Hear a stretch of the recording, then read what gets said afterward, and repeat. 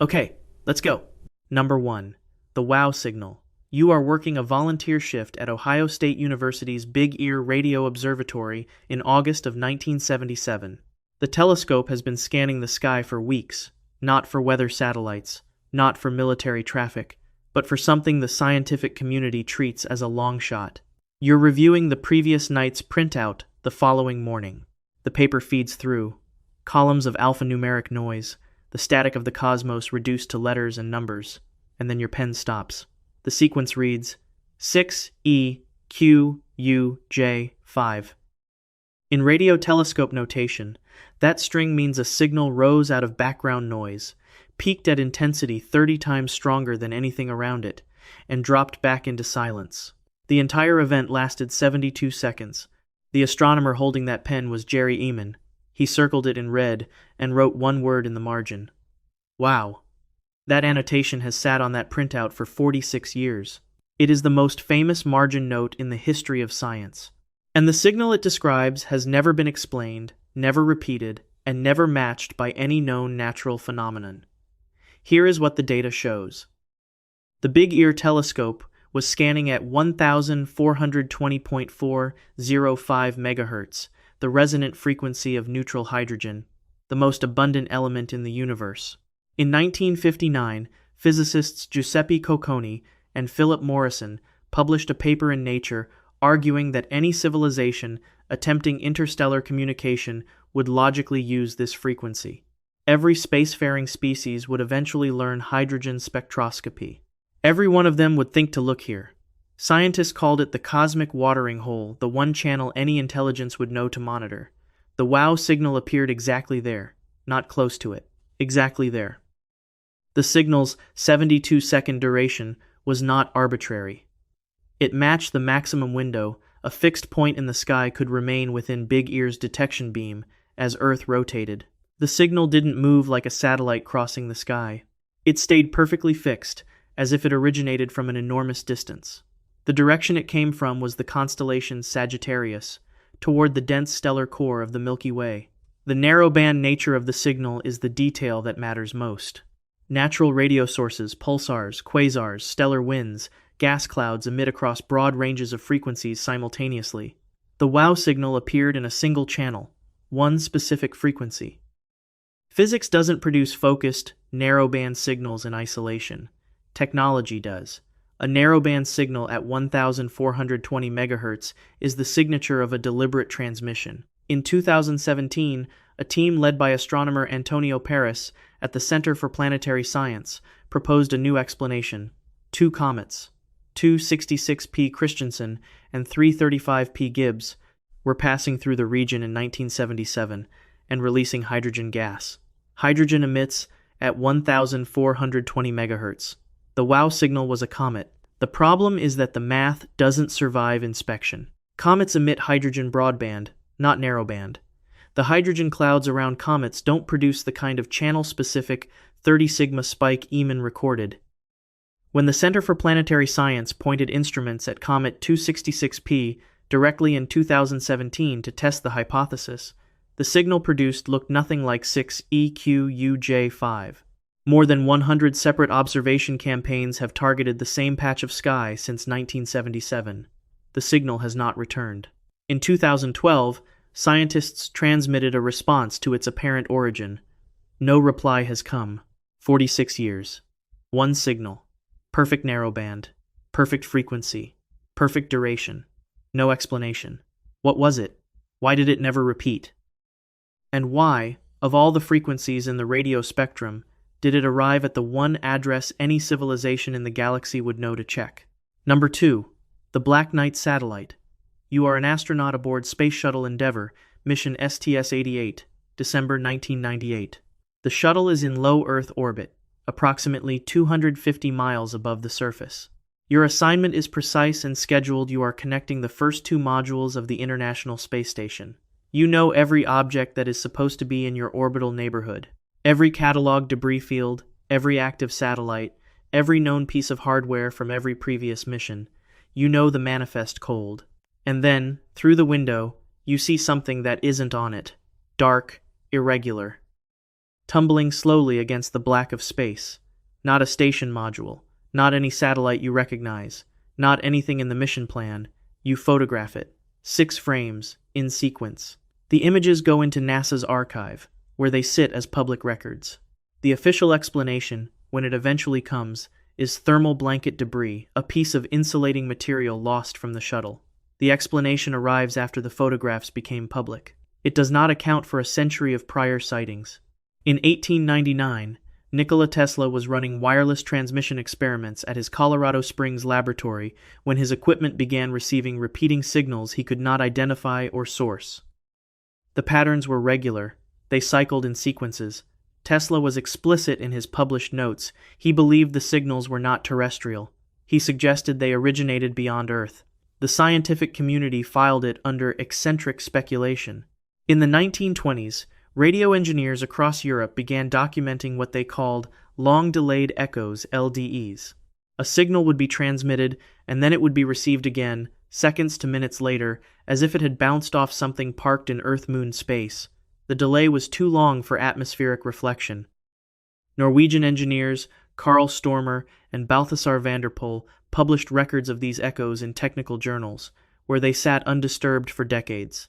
In 1973, Scottish astronomer Duncan Lunan published a mathematical analysis of those Norwegian LDE recordings in Spaceflight, the Journal of the British Interplanetary Society. Lunan reconstructed the echo timing sequences and concluded they encoded a 3-dimensional star map. The map, when decoded, pointed to Epsilon Boötis, a binary star system 203 light-years from Earth. Lunan later retracted specific interpretive conclusions, but maintained that the underlying echo data was anomalous and remained unexplained. In 1960, the United States military publicly acknowledged it was tracking an unidentified object in polar orbit. Internal designation: Object 1960, Alpha. Time magazine covered it. Here is the problem. Polar orbit requires significantly more delta V than equatorial orbit. The rocket technology to achieve it operationally did not exist for either the United States or the Soviet Union in 1960. Neither nation had placed anything in polar orbit at that point. Something was up there that shouldn't have been able to get there. The military eventually suggested it was debris from a classified reconnaissance program. No classified program capable of producing that debris has ever been formally identified. What connects Tesla's 1899 signals, the 1920s LDEs, Object 1960 Alpha, and the STS-88 photographs is not conspiracy theorizing. It is a pattern. Independent observations, across a century, from different countries, using different instruments, describing the same category of anomaly. Something in Earth's orbital neighborhood that produces repeating signals, registers on military tracking systems, and gets photographed by astronauts. Something that predates every satellite ever launched. The thermal blanket explanation for the STS-88 photographs requires you to ignore 100 years of prior observation. You can do that, but you should at least know what you're ignoring. Who launched it? When did it arrive? Why do the signal echoes point to Epsilon Boötis? And what, exactly, was in polar orbit in 1960 when no one on Earth had the technology to put it there? Number 3. The Iapetus Ridge. You are a planetary scientist at NASA's Jet Propulsion Laboratory in Pasadena in 2004.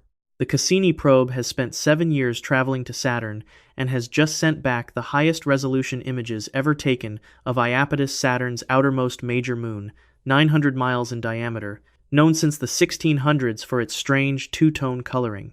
You know what geological processes look like at planetary scale. You know impact craters, volcanic calderas, tectonic scarps, erosion channels. You've spent your career cataloging what rocks under gravity and time can produce. You pull up the equatorial imagery. You stop. Running along the exact equator of Iapetus, like a seam on a ball bearing, is a ridge. Not a ridge that roughly follows the equator, a ridge that follows it with geometric precision across hundreds of miles. In places, it rises more than 12 miles above the surrounding surface. It runs continuously, in sections that appear joined at their edges, each triangular in profile, coming to a sharp crest. Mount Everest is 5.5 miles high. The Iapetus equatorial ridge is more than twice that. On a moon 900 miles across, running along the exact midpoint. After 20 years of analysis since Cassini's imagery arrived, no proposed natural formation mechanism fully accounts for it. Tidal dispinning, the idea that the ridge formed as Iapetus's rotation slowed, doesn't produce a feature this tall or this segmented. Ring collapse models, in which material from a debris ring fell onto the equator, don't explain why the ridge shows a sharp crested triangular profile rather than a broad diffuse deposit. Internal convection produces irregular, non-equatorial features, not a geometrically continuous equatorial seam. The Journal of Geophysical Research has published multiple papers on the ridge, and the language consistently describes it as not fully understood and inconsistent with proposed models. The segmented appearance is what makes the imagery most unsettling. The ridge doesn't look like a geological formation. It looks like panels, individual sections, with clear boundaries, arranged in sequence around the moon's circumference. The two-tone coloring adds another layer. One hemisphere of Iapetus is jet black, darker than coal. The other is bright white. The boundary between them is sharp, not gradual. No other moon in the solar system shows hemispheric contrast of this degree at this sharpness. Mainstream explanations invoke infalling dust and thermal segregation of surface ices. Neither fully reproduces the sharpness of the boundary. Arthur C. Clarke chose Iapetus as the location of the monolith in 2001, A Space Odyssey, an artificial structure placed by an alien civilization. Clarke was a physicist and science writer who read the technical literature carefully. His fictional choice became uncomfortable when the 2004 images arrived. The mainstream position is that Iapetus is strange but natural, the product of unusual but physically coherent processes from its early history. The segmentation is a visual artifact. The geometry is approximate. Approximate doesn't mean alignment to within a fraction of a degree across 800 miles. Approximate doesn't build continuous, segmented, sharp-crested structures 12 miles high running along the exact midpoint of a 900-mile moon. In engineering, that precision has a name. What natural process builds a segmented equatorial ridge 12 miles high? Why does no other body in the solar system show an equivalent feature? And what exactly are we looking at in those joined, triangular panels? Number 4. The Saturn hexagon. You are on the Voyager mission team in November of 1980. The probe has spent 3 years crossing the solar system and is now sending back the first close-up imaging of Saturn's north polar region. You've worked planetary atmospheres for years. You know what turbulence looks like from orbit. You know jet streams, storm systems, vortex structures, banded circulation. You know the full vocabulary of gas giant weather. You know that planetary atmospheres are chaotic, that order at large scales requires either an enormous sustained driving force or a very long time. The images arrive. At Saturn's north pole, there is a hexagon. A perfect geometric hexagon, 18,000 miles across, rotating with the planet. Each side of the hexagon is approximately 8,600 miles long. Earth's diameter is 7,900 miles. A single side of this structure exceeds the width of our entire planet. It has sharp, defined edges. The interior is clearly bounded from the surrounding atmosphere. It is rotating. You note it. You publish it. And then you wait. Cassini arrived at Saturn in 2006, 26 years after Voyager. The hexagon was still there, in the same position, with the same geometric precision. In 2017, Cassini's mission ended when the spacecraft was deliberately sent into Saturn's atmosphere. The hexagon was still there. 40 years of continuous observation, and the structure has not dissolved, drifted, or degraded in any detectable way. The rotation period of the hexagon correlates with Saturn's internal radio emission period to within a few percent, a correspondence that implies the structure is anchored not to the surface atmosphere, but to the planet's deep interior. This is not how weather systems work. Hurricanes and polar vortices are driven by atmospheric circulation, not by planetary interior dynamics. Whatever is maintaining the hexagon is operating at a different level than the weather layer. Between the Voyager era and the Cassini era, the hexagon changed color. In the early 1980s, it appeared blue. By 2016, it had shifted to gold. The color change is attributed to seasonal photochemistry, as Saturn moved through its year. A Saturnian year is 29 Earth years, so Cassini witnessed roughly half of that cycle, but the precise mechanism by which a stable, geometric atmospheric structure changes color over decades while maintaining perfect hexagonal geometry has not been fully modeled. The walls of the hexagon function as a containment boundary. Gas and aerosols circulating inside the hexagon do not mix with the surrounding atmosphere. The structure maintains a distinct interior chemistry. This behavior, a self-contained bounded region in a fluid atmosphere with no solid walls, has no fully satisfying explanation in known atmospheric physics at planetary scale. Laboratory experiments have produced hexagonal patterns in rotating fluids at small scales. Researchers at Oxford demonstrated hexagonal standing waves in spinning cylinders of water under specific controlled conditions. The mainstream extrapolates from this. The hexagon is a natural stationary atmospheric wave, driven by jet stream resonance at Saturn's polar latitude. The difficulty is that no similar feature has ever been observed anywhere else. Jupiter's Great Red Spot is a circular storm. Neptune and Uranus have polar vortices, not geometric polygons. The Saturn hexagon is unique in the entire catalog of observed planetary atmospheres. If it's a natural resonance pattern, it is the only confirmed example in the solar system, maintained for at least 40 years. How does an 18,000-mile hexagon hold perfect geometric form for 40 years in a gas atmosphere?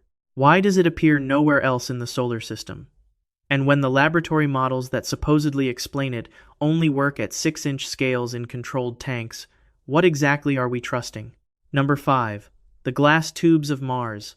You are an image analyst working through the first high-resolution surface scans from NASA's Mars Global Surveyor in the year 2000. The probe's Mars Orbiter camera, designed by Dr. Michael Malin, capable of resolving features as small as 5 feet across from orbit, is sending back terrain imagery that no previous Mars mission could match. You're working through the Hellas Basin region. Craters, dust deposits, ancient impact scars, wind-carved ridges. 40 minutes into the scan, the terrain changes.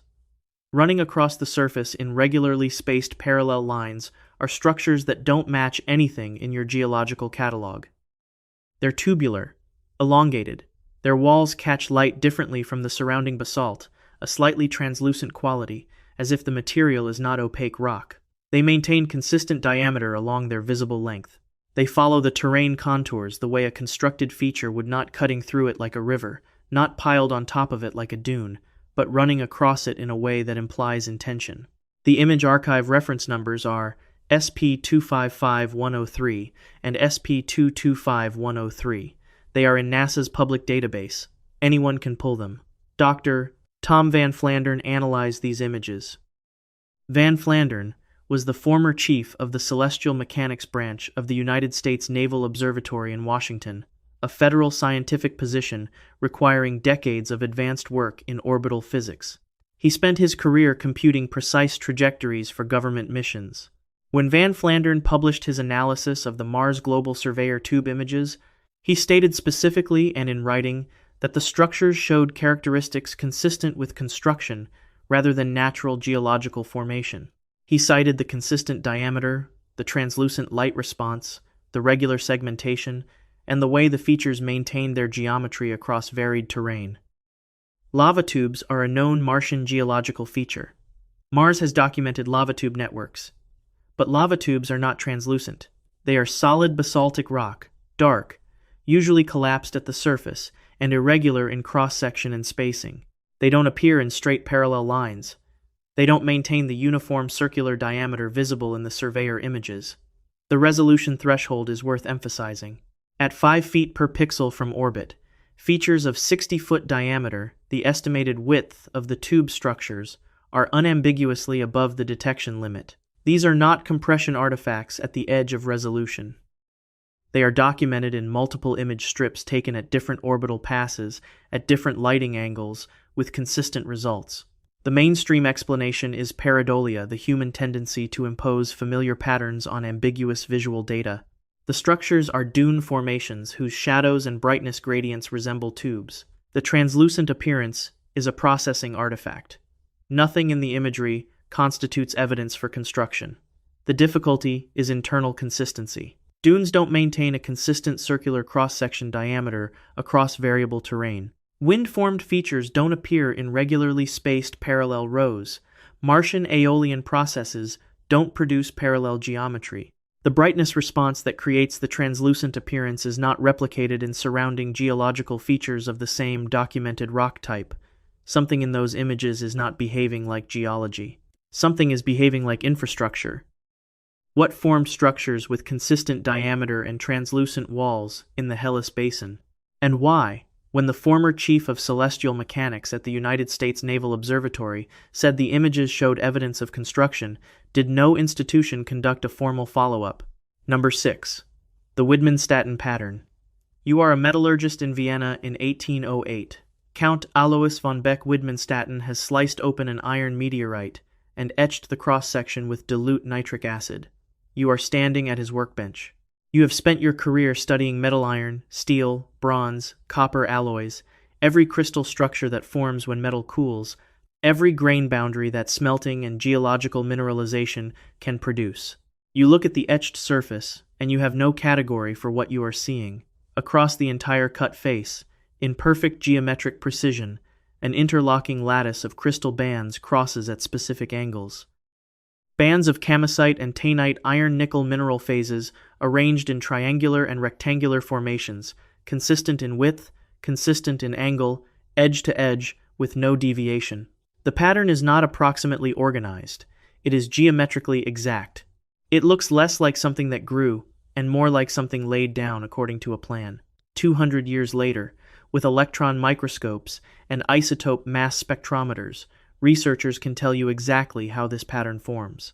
They can tell you the cooling rate required. That is where the problem begins. The Widmanstatten pattern forms when an iron-nickel alloy cools at approximately 1 degree Celsius per million years. Not per century, per million years. At that rate, the nickel and iron atoms have time to migrate through the crystal lattice and segregate into alternating bands. That cooling rate is determined by thermal mass. To cool this slowly, an iron-nickel body must be at the center of a planetary core, something the size of a small planet insulated by enough material to hold heat for billions of years. The asteroid belt's known parent bodies were not large enough to produce this cooling rate. Thermal modeling of differentiated asteroids 60 to 300 miles in diameter produces cooling rates far too fast to generate the banding we observe. The math doesn't work. Professor John T. Wasson, at the University of California, Los Angeles, spent decades as one of the world's leading authorities on iron meteorite chemistry.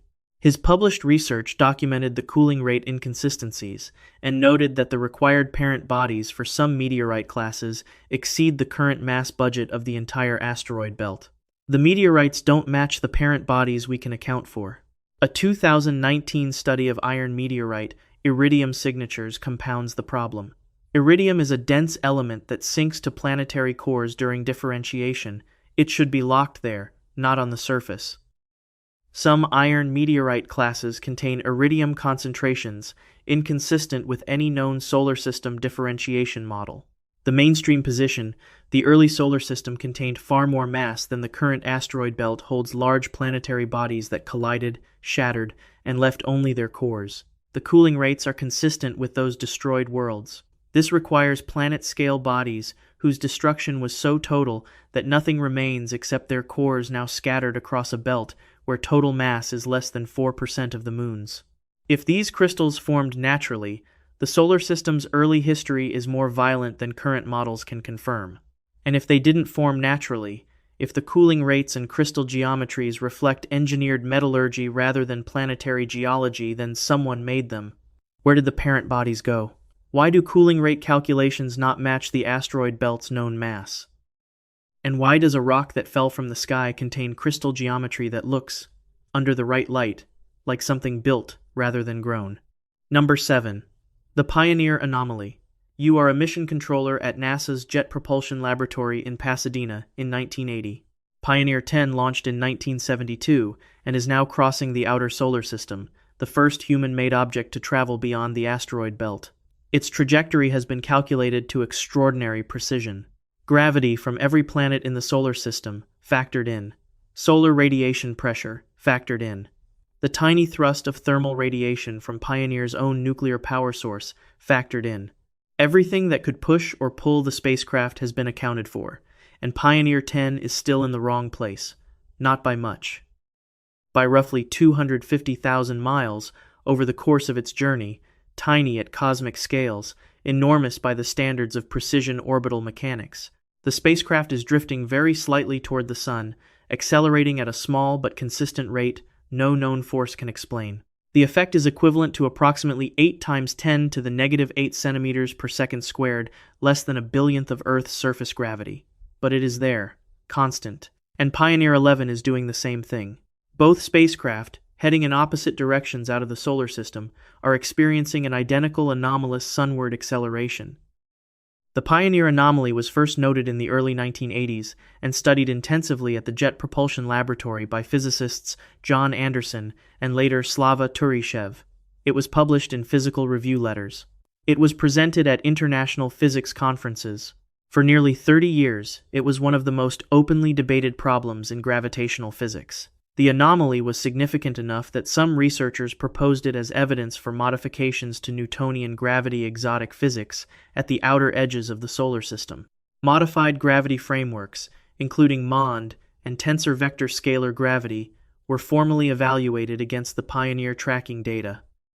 In 2012, a team led by Turishev published in Physical Review Letters, arguing the anomaly was most likely explained by anisotropic thermal radiation, heat emitted non-uniformly from Pioneer's nuclear power source and electronics, producing a tiny but consistent sunward push.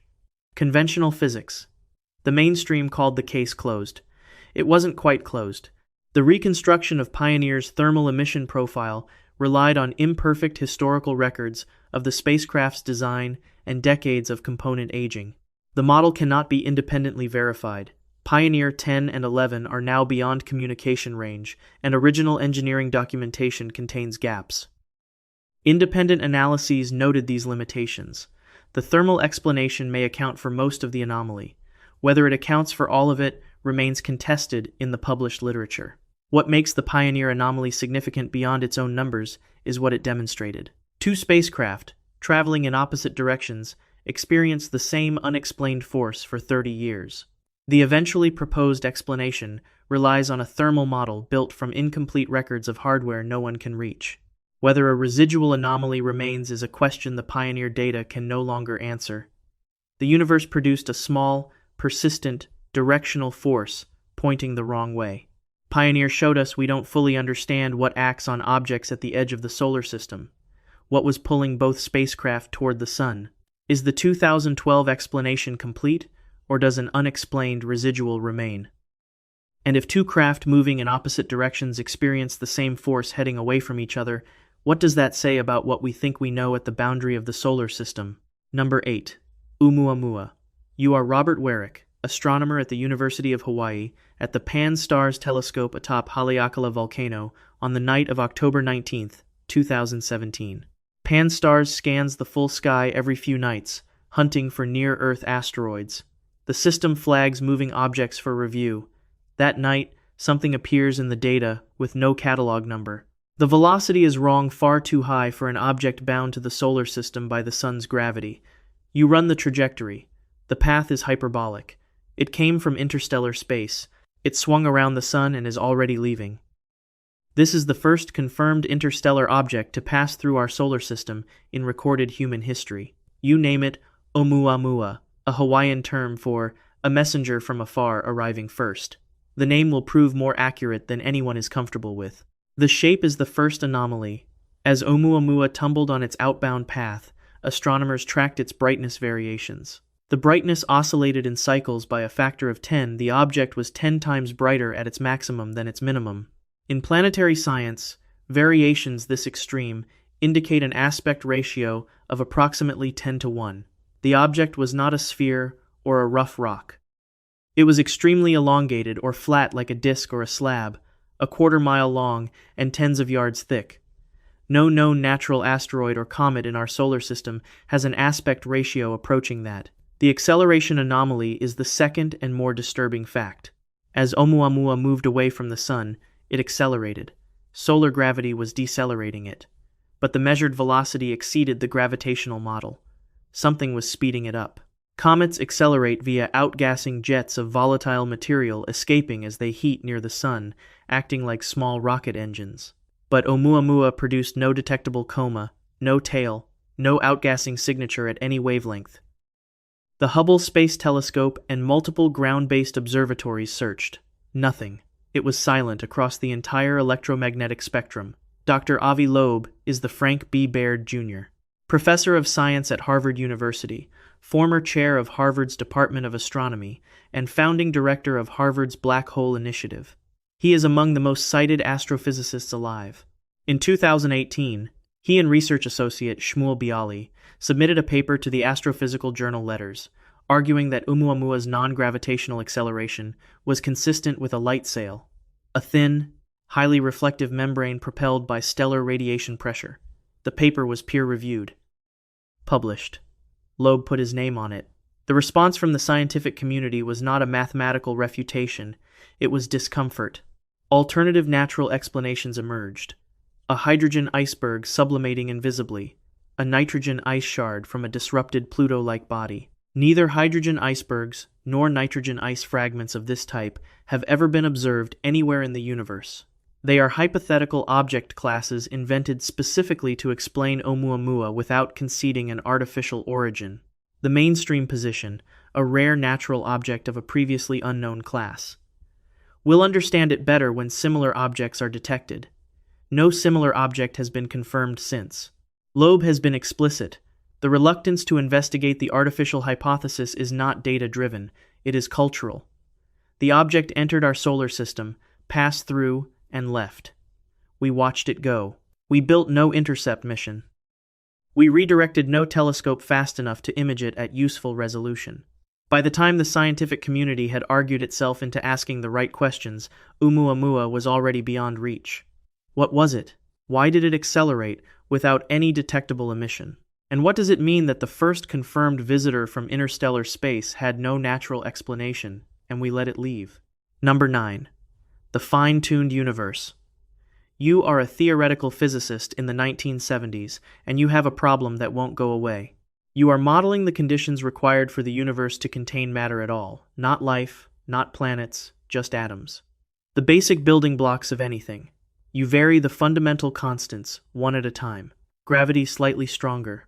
The universe collapses before stars form. The cosmological constant marginally larger. The universe expands too fast for anything to clump. The electromagnetic force slightly weaker. Atoms don't hold. Chemistry doesn't happen. Every path leads to emptiness. The universe only functions at the exact settings it has. The cosmological constant is the energy density of empty space. Its measured value is approximately 10 to the negative 122nd power in natural physics units. Quantum field theory, the most successful predictive framework in the history of physics, calculates it should be 10 to the 120th power larger. The discrepancy between theory and measurement is the largest in the history of science. If the cosmological constant were closer to what quantum mechanics predicts, the universe would have expanded so violently after the Big Bang that no galaxy, no star, no atom could have formed.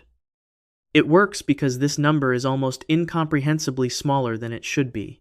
No one can tell you why. In 1953, Fred Hoyle was calculating how carbon atoms form inside stars. Carbon is the backbone of every organic molecule. Without it, no biology. Hoyle discovered that carbon synthesis requires a specific nuclear resonance, a match between the energy of 3 helium nuclei fusing and the energy level of the resulting carbon atom. If the strong nuclear force were 2% stronger or weaker, this resonance would not exist. Carbon would not form in stars.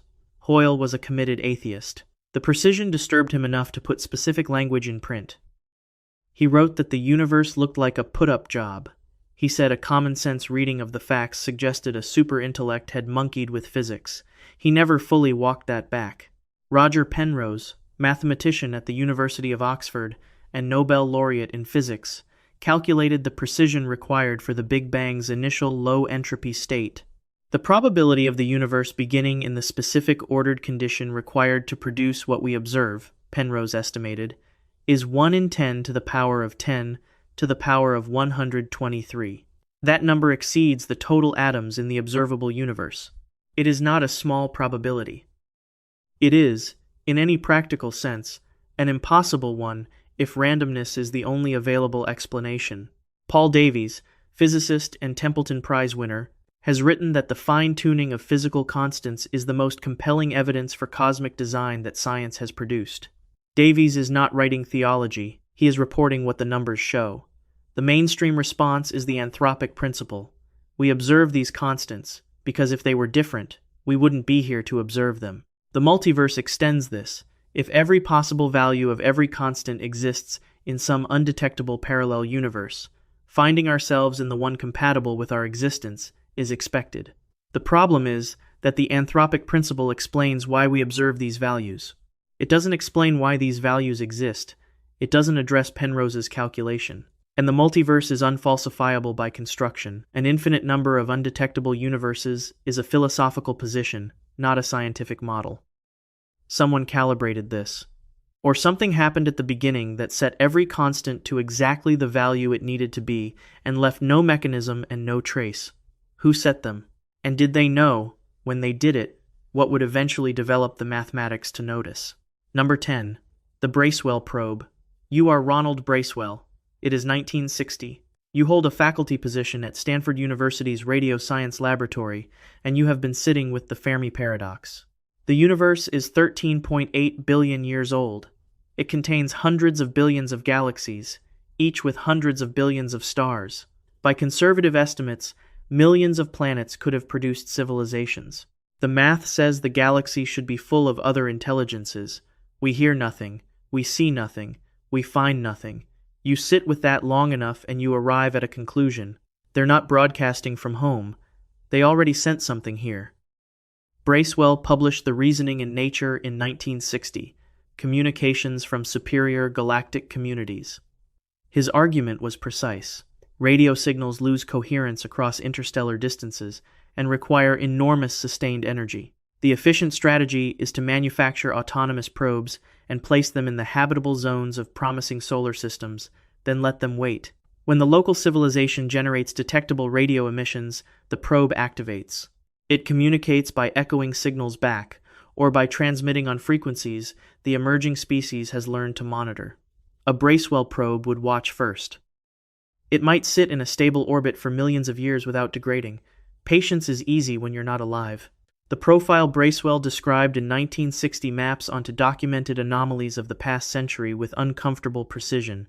A probe in stable orbit near Earth, matching a century of anomalous orbital observations. Nikola Tesla's repeating unidentified signals in 1899, the Norwegian long-delayed echoes of the 1920s that Duncan Lunan decoded as a star map pointing to Epsilon Bootis, the unidentified polar orbit tracked by U.S. military in 1960, and the dark object photographed by STS-88 astronauts in 1998. A probe testing local reception by transmitting on the most logical frequency, matching the single-channel 1420 MHz signal recorded by Jerry Eman on August 15, 1977, which came once and never repeated. As if the probe sent a ping, received no interpretable response, and moved on. A probe that, survey complete, accelerated away using a propulsion system invisible to local instruments matching Oumuamua's non-gravitational, emission-free acceleration in 2017. An object with no natural explanation that entered from interstellar space, passed through, and left faster than gravity alone accounts for. In his 2021 book, Extraterrestrial, Harvard astrophysicist Avi Loeb writes that the scientific community's refusal to seriously investigate Oumuamua's artificial origin hypothesis represents a failure of scientific method driven by cultural discomfort rather than data. We had one interstellar visitor. We watched it leave. We built no intercept mission. By the time the community had asked the right questions, Oumuamua was already beyond reach. The mainstream position, connecting a 1977 radio anomaly, a century of orbital observations, and an unusual interstellar object is pattern-seeking. Extraordinary claims require extraordinary evidence. The evidence has been accumulating for 46 years, a signal matching every parameter of deliberate interstellar transmission, an orbital anomaly predating every satellite ever launched, an interstellar object whose shape, acceleration, and silence no natural model can simultaneously explain. And a theory published in Nature in 1960 that described all three. We may not be waiting for contact. Contact may have already happened. The most disturbing possibility isn't that something visited, it's that we didn't recognize it. The 10 pieces of evidence in this video span more than a century of space observation, from a 1977 radio signal to a 2017 interstellar object with no natural explanation, and not one of them has been fully resolved.